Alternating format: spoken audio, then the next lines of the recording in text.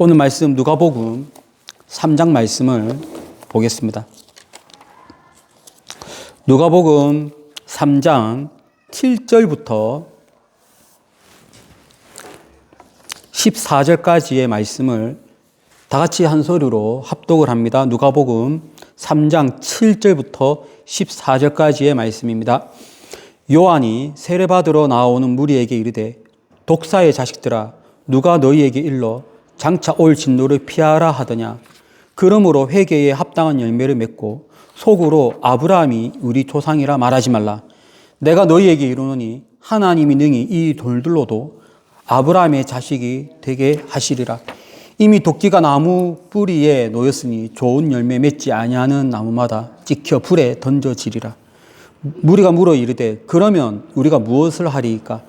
대답하여 이르되 옷 두 벌이 있는 자는 옷 없는 자에게 나눠줄 것이요 먹을 것이 있는 자도 그렇게 할 것이니라 하고 세리들도 세례를 받고자 하여 와서 이르되 선생이여 우리는 무엇을 하리이까 하매 이르되 부과된 것 외에는 거두지 말라 하고 군인들도 물어 이르되 우리는 무엇을 하리이까 하매 이르되 사람에게서 강탈하지 말며 거짓으로 고발하지 말고 받는 급료를 촉한 줄로 알라 하니라.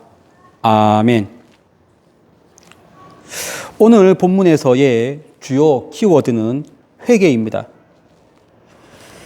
회개란 무엇인가? 보통 회개는 하나님과 나와의 관계 속에서 풀어나가야 하는 것으로 우리는 알고 있습니다. 세례 요한이 말하고 있는, 오늘 이 본문에서 말하고 있는 회개는 어떤 의미인지, 그리고 오늘날 우리에게 필요한 회개는 어떠한 것인지, 또 어떠한 회개의 열매를 맺어야 하는지 말씀을 통해서 함께 은혜를 나누겠습니다. 먼저 회개의 열매란 무엇인가? 회개의 열매란 신앙의 의미를 가지는 신앙인이 되는 것입니다. 우리 함께 9절 말씀을 한번 합독을 하겠습니다. 9절입니다. 이미 도끼가 나무 뿌리에 놓였으니 좋은 열매 맺지 아니하는 나무마다 찍혀 불에 던져지리라. 자, 그리고 우리 8절 말씀도 한번 합독을 하겠습니다. 그러므로 회개에 합당한 열매를 맺고 속으로 아브라함이 우리 조상이라 말하지 말라. 내가 너희에게 이르노니 하나님이 능히 이 돌들로도 아브라함의 자손이 되게 하시리라. 자, 지금 이슈가 무엇이냐? 키워드가 무엇이냐? 회개이고, 회개에 합당한 열매. 어떻게 우리가 해야 진정한 회개라고 할 수 있는가? 그리고 회개를 한 사람이면 이제 열매가 무엇이냐? 이 열매라고 하는 것은 이제 겉으로 드러나는 것이 아니겠어요? 열매라고 하는 것들 중에 눈에 보이지 않는 것이 없지 않습니까? 어떤 나무든지 열매가 있다 그러면 다 눈에 보이고 그것이 크다, 작다, 빨간색이다, 노란색이다 눈에 보이는 것들이에요. 자, 이제 회개에 합당한 열매를 맺어라 라고 이제 이 본문에서 이야기를 하고 있습니다. 그런데 회개에 합당한 열매를 맺는 이 본문에서 세례 요한이 제일 먼저 내뱉은 말이 무엇이냐면 이 사람들에게, 회개의 세례를 받으러 온 사람들에게 쓴 말이 7절에 있어요. 독사의 자식들아 라고 호칭을 하고 있습니다. 독사의 자식들아 누가 너희에게 일러 장차 올 진노를 피하라 하더냐. 이것은 세례 요한이 일시적으로 감정적으로 탁 내뱉은 욕설이 아닙니다. 이것은 상당히 구체적이고 현실적인 이 사람들의 신앙 상태를 진단하고 난 다음에 호칭입니다. 보통 여기가 광야예요. 광야에서 말씀을 증거하고 있고 광야에서 회개의 세례를 베풀고 있는 중에 이제 이 말씀을 하고 있는데, 보통 유다 땅에서 볼 수 있는 뱀들, 독사, 이것은 참 여러 가지가 나오는데, 수풀을 나무로 탁탁 치면은 제일 먼저 위기를 가지고 반응하여 도망가는 것들 중에 독사가 있어요. 탁탁 치면은 독사가 재빨리 앞으로 튀어나와서 도망가든 아니면 뒤에 숨어서 도망가든. 그러니까 지금 이 독사는 딱 눈에 보이면 보이지 않지만 위기의 순간에는 제일 먼저 반응을 하는 그러한 존재입니다. 자, 그리고 이 독사는, 뱀은 성경에도 요한복음에 나와 있듯이 거짓말하는 자들의 아비, 그러니까 거짓말의 대명사로 되어 있고, 자, 그러니 이 두 가지 개념을 합치면 독사의 자식들아라고 할 때 이 사람들은 거짓말한다. 그리고 그 거짓말을 하는데 겉모양과 뒤에 모습이 다르다. 그리고 어떤 위기의 순간에 제일 먼저 도망간다. 그 외에는 평화로운 척을 한다. 이걸 다 합치면은 여기에 있는 사람들은 어떤 사람들이냐면 회개를 한 것 같이 보이지만 진정한 회개가 없는, 그냥 그렇게 살다가 어떤 하나님의 진노의 지팡이가 오면은 제일 먼저 도망가는, 그것을 책임감 있게 받지 아니하고 제일 먼저 도망하는 자들. 그러니까 이 모습들이 겉모양 다르고 손모양 다르고 거짓말하는 자의 어떠한 뒤를 따르는 그런 모습의 총칭이에요. 그러니까 너희들은 한마디로 회개를 한다고 하지만은 회개의 열매가 없는 자들이라고 하는 거예요. 이들은 공식적인 회개의 시간이 하루에 2번이 있습니다. 아침 상번제, 오후 상번제는 매일 성전에서 드리는 예배인데, 예루살렘이 아닌 지역에서의 상번제 시간은 그 사람들이 예루살렘 성을 바라보고 예루살렘 성에 있는 성전을 바라보고 그 방향을 향해서 기도하면서 회개에 동참합니다. 예루살렘에 있는 사람들은 보통 성전에 들어가서 예배를 드리든지 성전에 들어가지 못하는 사람들이라 할지라도 거의 대부분의 아침 상번제와 오후 상번제 시간에 맞추어서 회개 시간에는 회개를 하는 거예요. 자, 그러니까 지금 이 사람들의 회개하는 시간은 항상 주어져 있어요. 매일 아침과 저녁에 2번 공식적으로 정해져 있습니다. 오늘날 우리들하고 완전 다릅니다. 우리는 회개하는 시간, 그러면 보통 예배 시간, 공적인 예배 시간, 주일 예배, 수요일 예배, 어떤 교회는 금요일 예배, 또 어떤 교회는 새벽 기도. 그러나 이렇게 매일 2번씩 회개의 예배 시간이 우리나라에는 거의 찾아볼 수가 없습니다. 그런데 지금 이 1세기 시대 때의 성전에서의 예루살렘에서의 그 유대인들은 이러한 매일 회개하는 시간을 갖는데 정작 회개는 하는데 열매가 보이지 않는다는 거예요. 그러니까 어떻게 회개는 계속 하는데 그 열매가 보이지 않느냐. 평온한 것 같지만 회개를 한 것처럼 보이지만 실상은 아닌 모습. 그래서 독사의 자식들이라고 이야기를 하는 것입니다. 또 여기에 어떤 표현이 있냐면 금방 우리가 읽었던 9절 말씀에 도끼가 나무 뿌리에 놓였다. 좋은 열매 맺지 아니하는 나무마다 찍혀 불에 던져진다. 자, 이제 금방 제가 말씀드린 것처럼 매일 회개하는 예배 시간, 아침 상번제, 오후 상번제, 이때 번제단 위에 번제물이 올라가고 그 밑에 그 번제물을 태우는 나무들이 있어요. 그 나무들을 계속 공급을 해서 번제물이 태울 수 있도록 하니까 하루에 얼마나 많은 나무들이 필요할까요? 그래서 이스라엘 전역에는 나무 헌납의 날이라고 하는 것이 정해져 있습니다.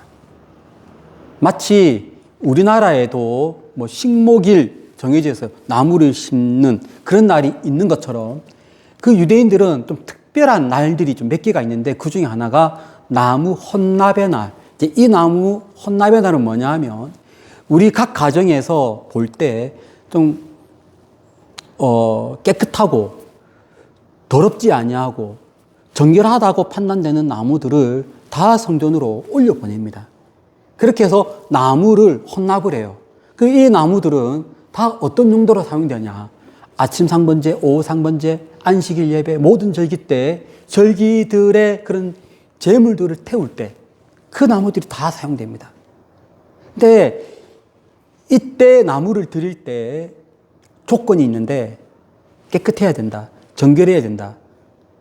벌레가 많이 먹으면 안 된다. 뭐 이런 룰들이 있단 말이에요. 근데 그 룰들 중에 올라가지 못하는 나무가 있어요. 올라가지 못하는 나무가 어떤 나무냐? 이미 나무로서의 기능을 상실한 나무. 가장 대표적으로 열매를 맺어야 되는데 열매를 맺지 못한 나무. 이 나무는 정결하지 못한 나무예요. 그래서 숱하게 많은 나무들이 성전으로 올라가는데 유일하게 이런 나무들은 나무로서 역할을 하지 못하는 나무들은 여기에서 제외됩니다. 무슨 말이냐면 열매 맺지 못한 나무는 정결하지 못하기 때문에 이 나무는 성전에서도 사용할 수 없는 나무예요. 그러면 이 나무는 어디에 사용되느냐? 자기 집에서 사용됩니다. 성전으로 못 올라와요. 아니 얼마나 많은 나무들이 성전 제사용으로 다 들어지는데 이 나무는 성전 제사용으로도 사용되지 못하고 그냥 자기 집에서 불에 던져지는 나무가 되니 얼마나 이 나무가 한탄스럽냐? 그런 의미로 구절을 보면은 이미 도끼가 나무 뿌리에 놓였으니 좋은 열매 맺지 못하는 그 나무는 성전으로도 올라가지 못하고 찍혀 불에 던져지는 나무일 수밖에 없지 않느냐. 누구를 두고 하는 말이에요? 회개의 열매가 없는 사람들을 두고 하는 말입니다. 그러니 우리는 어떤 신앙인이 되어야 하냐? 열매가 있어야 돼요. 회개를 해야 되면, 회개를 했다면 그 회개에 합당한 열매가 있어야 돼요. 그래야 보잘것없는 열매 맺지 못한 나무다라고 하는 말을 듣지 않는 거예요. 우리 모든 사람들은 거룩한 곳에 사용되어야 되는데 그렇게 거룩한 곳에 사용되지 못하는 그러한 처참한 한탄스러운 나무가 되면 안 될 거 아니겠어요? 그래서 우리는 어떤 사람이 되어야 하느냐? 의미가 있어야 돼요. 우리가 신앙생활에 대해서 의미 있는 그런 신앙의 모습을 가져야 되는 거예요. 그 의미 있는 신앙의 모습이 무엇이냐? 회개의 열매가 있는 사람, 진정으로 회개하는 사람, 회개의 시간에 무릎 꿇고 회개하는 그러한 신앙의 자세가 우리에게 있어야 됩니다. 그래서 우리가 여기에서 첫 번째 주는 메시지는 의미 있는 신앙인이 되어야 한다. 회개의 진정한 의미를 가지는 신앙의 모습을 가져야 된다. 그러므로 여러분, 의미 있고 열매 있는 그러한 신앙의 모습을 갖는 여러분이 되시기를 진심으로 축복을 드립니다. 자, 그렇다면 좀 더 구체적으로 의미가 있고 열매가 있는 모습이란 어떤 모습인가? 우리가 이 세상 살면서 어떤 모습을 가져야 회개의 열매가 있다라고 표현할 수 있고 신앙인의 의미가 있다라고 얘기할 수 있는가? 이것을 오늘 본문에서 말해주고 있는데 그 첫 번째가 나눔입니다. 나눔. 사람들에게 나눠주는 생활. 한번 11절 말씀을 합독을 하겠습니다. 대답하여 이르되 옷 2벌 있는 자는 옷 없는 자에게 나눠줄 것이요 먹을 것이 있는 자도 그렇게 할 것이니라 하고. 자, 이제 세례요한이 말합니다. 너희들은 열매 맺지 못한 나무이니 성전에도 올라가지 못하는 처참하고 한탄스러운 나무이고 불에 던져지는 존재인 것이다. 그랬더니 사람들이 그러면 우리는 어떻게 해야 됩니까? 어떻게 하는 것이 의미 있는 신앙생활을 할 수 있습니까? 어떻게 하면 열매 있는 회개의 열매 있는 신앙의 모습이라고 할 수 있습니까? 라고 물으니까 제일 첫 마디가 무슨 말이냐면 나눠주어라. 옷 두 벌 있는 자는 옷 없는 자에게 나눠주고 먹을 것이 있는 사람은 먹을 것이 없는 자에게 나눠주고 한마디로 나눠줘라 라고 말하고 있습니다. 우리가 이 11절을 이해하기 위해서는 당시에 유대인 사회를 이해할 필요가 있습니다. 이 유대민족이 어떤 민족이냐를 우리가 이해를 해야 돼요. 유대인들은 어떤 민족이냐? 유대인들은요, 지금도 그렇지만 이 시대 때도 이 물질 사용에 있어서 제일 중요한 것이 있습니다. 물질 사용이에요. 내가 경제 생활을 하고 난 이 물질에 대해서 제일 중요한 것이 감사입니다. 이 물질을 누가 주었냐는 거예요. 하나님이 주셨다. 그래서 제일 중요한 것은 이 물질에 대해서 감사가 제일 중요합니다. 이 물질에 대해서 이 물질을 누가 주었느냐? 하나님이 주셨다. 하나님께 감사하고 그리고 이 물질을 축복합니다. 이 물질 자체에 하나님이 복을 내려 주었는데 또 나도 축복을 합니다. 이것이 제일 중요한 요소예요. 그 다음 중요한 요소가 있는데 그것이 바로 나눠주는 것입니다. 이 물질에 대해서 감사를 했으면 그 다음에는 사람들에게 나눠주는 것이다. 이것이 몸에 배어 있는 사람들이에요. 나눠주고 나서 그 다음에 11조를 드립니다. 우리도 왜 헌금할 때 11조를 드리잖아요. 11조를 드리는데 11조를 드리기 전에 먼저 하는 것이 나눠주는 것. 너희는 너희 밭에 모퉁이를 벨 때에 밭에 식물을 벨 때에 모퉁이를 남겨두는 법. 수확을 할 때 모퉁이에 있는 것을 남겨둡니다. 왜 남겨두죠? 가난한 자들에게 나눠주기 위함이죠.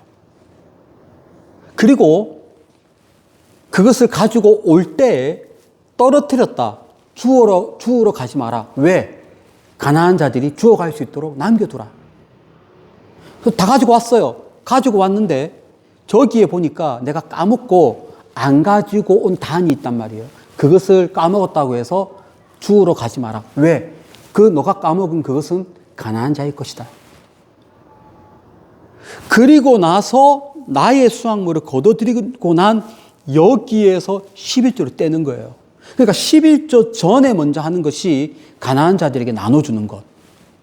이것이 레위기에 있는 말씀인데 레위기 이후로 지금까지 여기 있는 이 세례요한이 등장하는 누가복음 3장에 있는 이 등장인물들은 모두 다 나눠주는 것에 익숙해 있는 사람들이에요. 이렇게 나눠주는 것은요, 어떻게 보면은 친절을 베푼다는 차원이 아니고 나의 의무입니다. 여기를 남겨두어라. 가난한 자를 위해서 내가 친절을 베푸는 것이 아니라 그냥 나의 의무입니다. 모든 경제생활을 하는 사람들은 다른 사람을 위해서 남겨두는 것, 내가 당연히 해야 될 책임이고 의무인 것이지 어떤 은혜를 베푸는 생활이 아니에요. 당연히 해야 되는 것. 당연히 해야 되는 것을 만약에 안 한다면 어떻게 될까요? 그것이 바로 정의를 행하지 못하는 사람이 되는 거죠. 지금 이 사회가 그래요. 당연히 나눠줘야 되고 당연히 줘야 되는데 너무 살기가 힘들게 되었습니다. 로마가 지배를 하고 그러면서 막 세금을 과하게 가져가면서 있는 사람들이 너무 힘들게 살아가니까 농사하는 사람들은 너무 힘들게 농사를 하니까 어느덧 당연히 해야 될 권리를 당연히 해야 될 의무를 하지 않게 되는 거죠.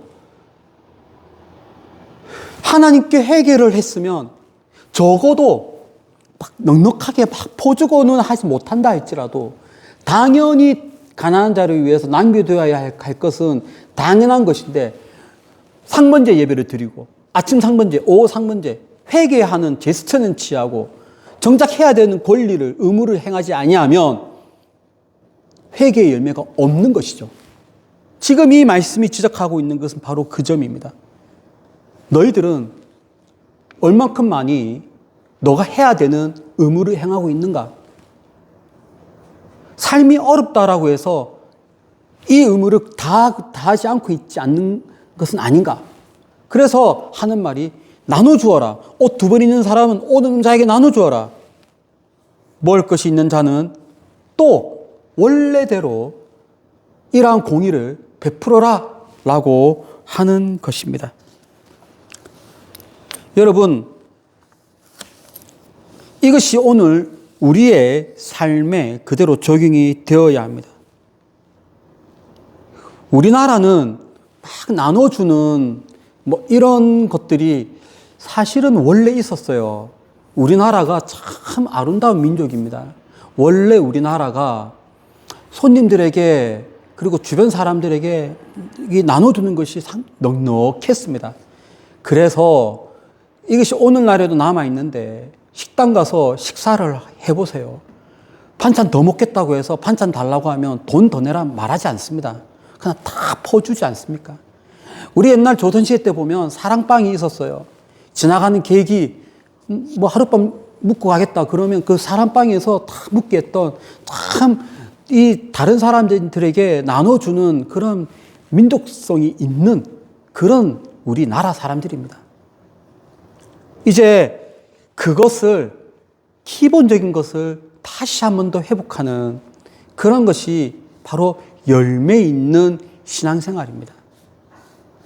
특별히 이 먹는 것뿐만 아니라 영적인 것도 있죠. 감정적으로 좋은 것들, 감성적으로 좋은 것들, 영적으로 좋은 것들, 이것도 계속 나눠줄 수 있는 그러한 나눠주는 모습이 있어야 진정한 의미 있는 신앙인의 모습이다 라고 성경 말씀은 말하고 있습니다. 자, 이제 또 2번째 있습니다. 회개란 무엇인가? 회개의 열매란 무엇인가? 잘못된 관행을 끊어내는 것입니다. 자, 이것은 12절에 있습니다. 12절 다 함께 합독을 하겠습니다. 세리들도 세례를 받고자 하여 와서 이르되 선생이여 우리는 무엇을 하리이까 하며. 자, 이제 세례 받으러 오는 회개의 세례를 받으러 온 사람 중에 세리가 있습니다. 이 세리는 어떤 인식이 있었느냐? 당시에 로마가 유대인들을 지배하고 있는 통에 그 중에 유대인들이 주축이 되어서 세리가 되면은 참 아이러니하죠. 로마 정부를 위해서 이 유대 세리인들이 유대인들에게 세금을 내라고 독촉을 하는 거예요. 그러면 이 유대인들은 아니 어떻게 너네는 우리 민족을 위해서 사는 것이 아니고 꼭 로마를 위해서 사는 것처럼 보이잖아요. 그래서 손가락질을 많이 했습니다. 개 중에 성품이 악한 사람들 중에 이 유대인들에게 같은 민족에게 세금 내라고 독촉하면서 악랄하게 말을 한다든지 좀 더 범위를 넘어서 로마 정부에게 내는 세금 말고도 더 많은 돈을 요구해서 자기 주머니에 넣는 사람들이 한두 명이라도 있다면 유대인들의 인식이 원래도 로마를 위해서 일하는 사람들인데 그러한 악독한 그러한 세리를 만나면 완전히 손가락질을 하는 거죠. 상당히 더러운 사람들, 우리 민족의 피를 빼먹는 나쁜 사람들이라고 하는 이미지를 주니까 이때 당시의 세리들은 자연스럽게 유대인들에게 그렇게 존경받고 박수받고 하는 직업이 아니에요. 그러한 세리들이 묻습니다. 우리는 어떻게 해야 됩니까? 세례요한이 말합니다. 세례요한이 말하는 걸 잘 보세요. 그 세리직을 버려라 이렇게 말하지 않습니다. 너네는 지금 우리 민족에게 좀 상반된 그러한 일을 하니까 너희들은 직업을 버려 이렇게 말하지 않습니다. 뭐라고 얘기하냐면 이렇게 말합니다. 부과된 것 외에는 거두지 말라. 이 말이 무슨 말이냐면 과하게 거두지 말라. 자, 그러면 왜 이 세리들은 부과된 것 외에 과한 것을 더 거두었을까요? 그들은요, 보고 본 대로 행할 뿐이에요. 본 것이 무엇이냐? 관행들입니다.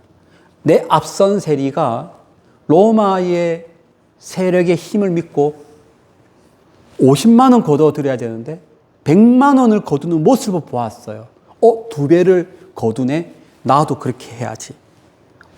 저기는 50만 원을 거둬야 되는데 80만 원을 거두네? 나도 그렇게 해야지. 이것을 두고 뭐라고 부르냐면 관행이라고 부르죠. 잘못된 관행. 이 잘못된 관행이 쫙 퍼져서 많은 부분 세리가 되면은 일약 부자가 되는 거예요. 왜? 그 관행이 계속 내려왔기 때문에. 지금 그것을 말하는 거예요. 너희들은 관행대로 부과된 것을 더 거두지 말고 있는 것대로만 거두어도 되는 거예요. 자, 이제 우리 사회에서도 사실은 잘못된 관행들이 상당히 많이 있었습니다. 지금도 많이 있다라고 저는 보여지는데, 자, 이제 옛날에는 있었다가 지금 사라진 것들, 제가 이제 기억나는 것을 말씀드리면, 30년 전에는요, 운전을 할 때, 교통 지도하는 경찰이 우리 차를 잡으면 자연스럽게 돈을 좀 찔러줬습니다. 5,000원, 뭐 이렇게 10,000원. 뭐 돈이 없으면 차 안에 있는 뭐 간식이라도 확 찔러줘요.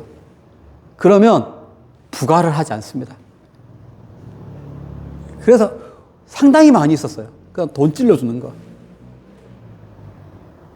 그러면 그때 그 당시에 그 관행을 본 사람들이 또 후배들도 자연스럽게 나도 그런 관행을 행하는 거예요. 굳이 숨어서 차를 잡아서 돈을 걷어들이면 하루에 돈 좀 벌겠죠. 근데 지금은 사라졌어요. 이러한 잘못된 관행을 우리는 끊어내는, 그리고 거기에 탐욕이 붙으면 엄청난 사람들이 그런 잘못된 악행을 저지르게 됩니다. 하지 말아야 돼요. 근데 우리는 여기서 참 이상한 것을 보게 됩니다. 분명히 회개는 하나님께 하는 거죠. 상번제, 아침 상번제, 오후 상번제, 번제물을 드려서, 번제, 속죄제 드려서 하나님께 회개를 합니다. 하나님께 회개를 하는데 지금 여기에 있는 모든 회개의 열매는 사람들에게 대한 내용들입니다. 그렇습니다. 회개는 무엇이냐?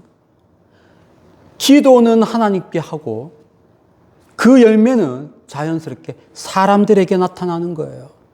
그것이 바로 회개의 열매입니다. 우리는 사람들에게 나눠주는 것이 있어야 되고요. 우리는 잘못된 관행을 끊어내고 정의롭게 행하는 것이 우리 안에 있어야 됩니다. 여러분, 혹시 우리가 있는 곳에 그러한 잘못된 관행이 있다면 과감하게 떨쳐내고 정의로운 방법으로 해나갈 수 있는 그런 여러분이 되기를 진심으로 축복을 드립니다. 또 세 번째 회개의 열매란 무엇인가? 권력의 방향을 바꾸는 것입니다. 자, 이거는 14절에 있습니다. 14절 다 함께 합독을 하겠습니다. 군인들도 물어 이르되 우리는 무엇을 하리이까 하며 이르되 사람에게서 강탈하지 말며 거짓으로 고발하지 말고 받는 급료를 족한 줄로 알라 하니라. 군인들, 우리가 오늘날 2026년 대한민국 군인들과 1세기 때의 군인들은 완전히 다른 모습이에요. 시대가 점점 과거로 가면 갈수록 이 군인들은 파워가 셌습니다. 지금보다 우리나라의 1980년대, 70년대 군인들의 파워가 더 셌고요. 또 우리나라의 1970년대, 80년대보다 1세기 때의 이 나라의 군인들의 파워가 셌습니다. 더더군다나 그 군인들이 헤롯 대왕의 친위대라면 이들의 파워는 정말로 셌죠. 지나가다가도 어떤 말을 하든지 어떤 행동을 하든지 권위를 가지고 명령할 수가 있었습니다. 근데 지금 이 군인들에게도 세례요한이 말합니다. 너희들은 군복을 벗어라. 군인 하지 마라. 이렇게 말하지 아니하고 그 권력을 제대로 써라라고 이야기합니다. 너희들은 사람에게서 강탈하지 말고 거짓으로 고발하지 말고 권력을 그렇게 쓰지 말고 제대로 된 원래의 본분대로 쓸 것을 말하고 있습니다. 권력의 방향을 바꾸는 것입니다. 꼭 우리가 군인이 아니어도 모든 사람들에게는 힘이 있어요. 아버지는 아버지의 힘이 있고요. 어머니는 어머니의 힘이 있고, 직장에서 부장은 부장으로서의 권력이 있고요. 사장은 사장으로서의 권력이 있습니다. 모든 사람들은 각자에게 맡은 그 분야에서 권력이 있습니다. 그 권력의 방향을 잘못되게 쓰는 것, 그것은 곧 독사의 자식들입니다. 그것은 곧 열매 맺지 못한 나무예요. 내게 주어진 권력을 제대로 써야 되는 거죠. 탐욕이 없이 그대로 쓸 때에 진정한 회개의 열매가 있는 사람이다 라고 말을 하는 것입니다. 여러분, 누가 예수님을 만날까요? 누가 예수님을 잘 만나서 신앙생활을 정말로 의미 있고 행복하게 할 수 있을까요? 이렇게 사람들에게 회개의 열매를 보이는 사람, 친절을 베풀고 나눠주고 공의를 베풀고 탐욕을 부리지 아니하고 권력을 마음대로 행사하지 아니하는 그러한 사람들이 예수님을 찾을 때 예수님은 그 사람을 만나주시고 예수님과 함께 동행하는 삶을 살게 되는 것입니다. 지금 이 세례요한은 이 메시지를 왜 증거하게 되었냐? 앞으로 장차 예수님이 오신다는 거예요. 메시아가 오신다는 거예요. 그 메시아를 만나기 위해서는 우리가 어떻게 해야 되는가? 회개의 열매를 맺는 삶을 살면 그 메시아를 진정으로 우리가 온 마음으로 만날 수 있다라고 하는 뜻으로 지금 이 메시지를 증거하고 있습니다. 우리가 예수님을 잘 믿고 있지만 예수님을 더 체험하는 방법이 있다면 회개의 열매가 있는 삶, 사람들과의 관계가 원만하고 나눠주고 마음대로 나의 권력을 행사하지 않는 그러한 사람일 때 예수님은 더더욱 나를 잡아주시고 인도하시고 하나님 앞으로 나를 인도하실 줄로 믿습니다. 그런 모습을 가지는 의미 있는 신앙인이 되십시오. 또한 이러한 회개의 열매가 있는 신앙인이 되어서 매일매일 주 만나는, 예수님 만나는 복된 여러분의 삶이 되시기를 예수 이름으로 축원합니다. 기도하겠습니다. 은혜와 사랑이 풍성하신 하나님, 우리 모두가 회개의 열매가 있는 사람들에게 관계가 원만하고 공의를 베푸는 그러한 열매가 있는 신앙인이 되게 하여 주옵소서. 예수님의 거룩하신 이름으로 기도드립니다. 아멘.